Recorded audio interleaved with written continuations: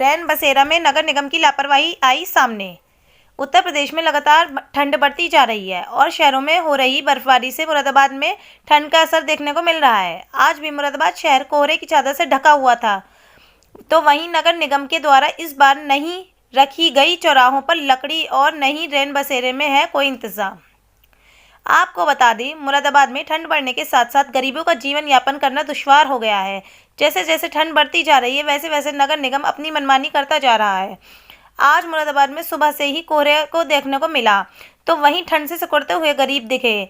जिनसे बात की गई तो उन्होंने बताया कि नगर निगम के लोग रात में 9 बजे हमें रैन बसेरे में ले जाते हैं और सुबह 7 बजे बाहर कर देते हैं और ज़मीन पर सोना पड़ता है। बिछाने के लिए कुछ व्यवस्था नहीं है, ना ही जलाने के लिए लकड़ियां हैं। तो वहीं जब हमारे संवाददाता ने रैन बसेरा में मौजूद कर्मचारियों से बात की तो उन्होंने बताया कि निगम की गाड़ी रात में लोगों को और भिखारियों को भरकर रैन बसेरा में ले आती है और यहीं रुकते हैं। और जब कर्मचारियों से ज़मीन पर सुलाने की बात की तो वो बोले कि जो बाबा होते हैं वे स्वयं उन्हीं मर्जी से ज़मीन पर सोते हैं और बाकी रैन बसेरा में 18 लिहाफ गद्दे हैं और जिसमें भिखारी भी और यात्री भी विश्राम कर सकते हैं। आप खुद देख सकते हैं रैन बसेरा की हालत। और जैसे कि कर्मचारी ने बताया कि 18 ही लिहाफ गद्दे हैं। अगर 18 से ज़्यादा लोग आ गए रैन बसेरे में तो उनको एंट्री नहीं मिलेगी। अब इतनी ठंड में अगर किसी को कुछ होता है तो उसका जिम्मेदार कौन होगा, ये आप खुद अंदाज़ा लगा सकते हैं। मुरादाबाद यूपी से चांद हुसैन की रिपोर्ट।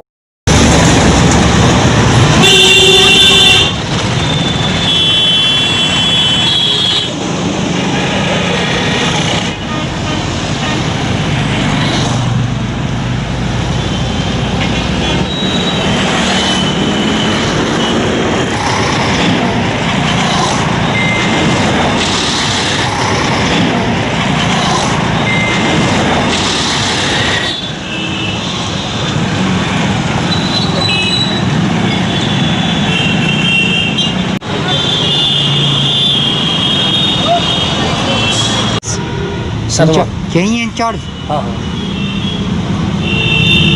फिलहाल तो रात में आते भी है सब यात्री, तो दिन में तो कोई नहीं रहता, रात में ही रहते हैं। आप मैंने करो रात में ही आते हैं लोग सोने के लिए, तो दिन में तो कोई। शर्मा मुकेश जी, क्या इंचार्ज है आपका पास, क्या चार्ज है? जी सर, जो लोग आते हैं बाहर के यात्री वगैरह उनका आधार कार्ड वगैरह लिया जाता है, जिस पे नहीं होता उसको भी एंट्री दी जाती है कि जैसे कि बेचारा कोई ठंड से ना मरे।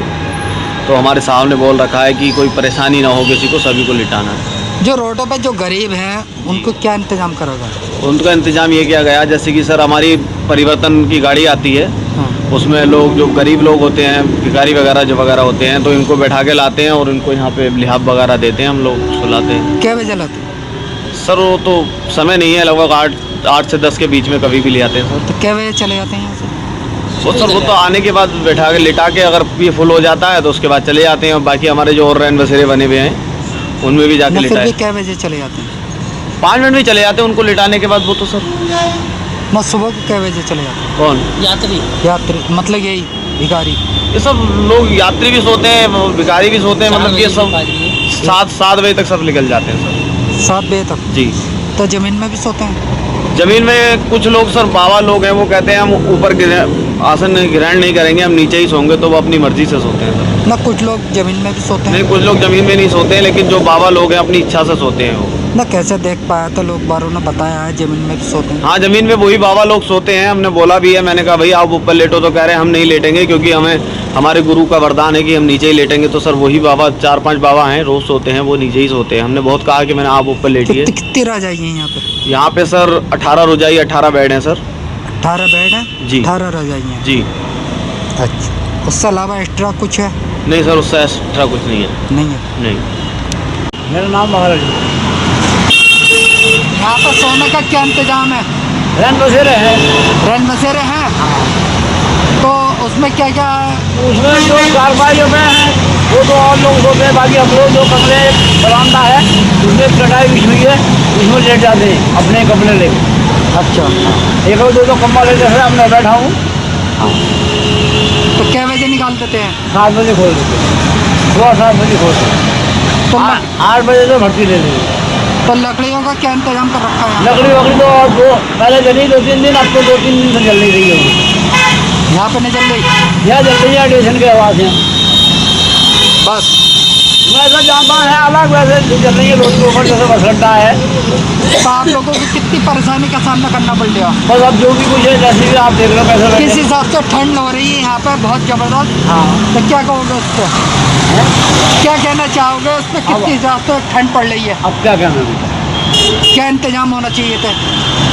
भाई कपड़ा लत्ता होना चाहिए और क्या, कपड़ा लत्ता होगा तो कहीं भी आदमी लेट सकता है। अब खर्च पे लेटा देते हैं और ये चटाई बिछा के, और ये कहते हैं 2 मीटर दूरी में रहो, और वहाँ रात को आकर चेक करो, देखो कितने पड़े हैं एक जरा से दौरान में।